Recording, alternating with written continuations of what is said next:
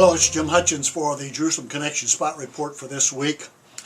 On Sunday, the Electoral Commission of Egypt announced that the Muslim Brotherhood candidate for president, Mohammed Morsi, would be sworn in actually as president. I would suggest to you that this does not bode well for Egypt. It certainly does not bode well for the Coptic Christians who are there, and I would suggest that we could expect to see a mass exodus on the part of the Coptic Christians. It will not bode well for Jews that are there or for Israel. Israel will have a southern front militarily to deal with once again. But the Muslim Brotherhood's leadership is not the last word with regard to Egypt.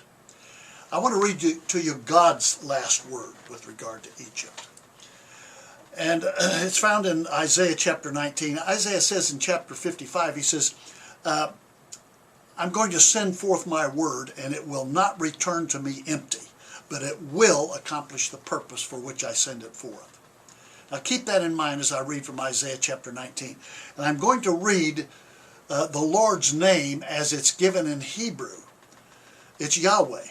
And whenever you see L-O-R-D in capital letters in the Old Testament, that's Yahweh. That's who I'm referring to when I read from Isaiah chapter 19. Hear the word of the Lord. An oracle concerning Egypt. See, Yahweh rides on a swift cloud and is coming to Egypt. The idols of Egypt tremble before him. The hearts of the Egyptians melt within them. I will stir up an Egyptian against Egyptian. Brother will fight against brother, neighbor against neighbor, city against city, kingdom against kingdom. The Egyptians will lose heart, and I will bring their plans to nothing. They will consult the idols and the spirits of the dead, the mediums and the spiritists. I will hand the Egyptians over to the power of a cruel master and a fierce king who will rule over them, declares Yahweh Almighty. In verse 16 it continues to say, and that day the Egyptians will be like women. They will shudder with fear at the uplifted hand that Yahweh Almighty raises against them.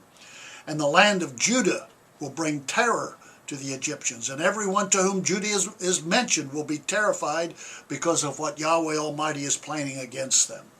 In that day 5 cities in Egypt will speak the language of Canaan and swear allegiance to Yahweh Almighty. One of them will be the city of destruction. That's modern-day Heliopolis in southern Egypt.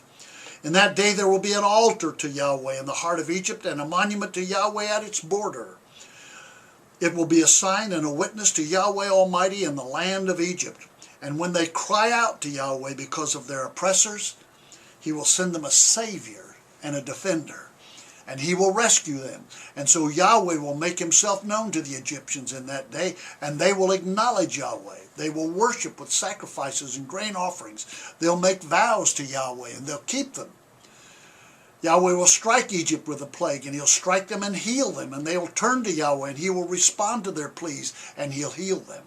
In that day, there will be a highway from Egypt to Assyria. The Assyrians will go to Egypt, and the Egyptians will go to Assyria. The Egyptians and the Assyrians will worship together. In that day, Israel will be a third, along with Egypt and Assyria, a blessing in all the earth.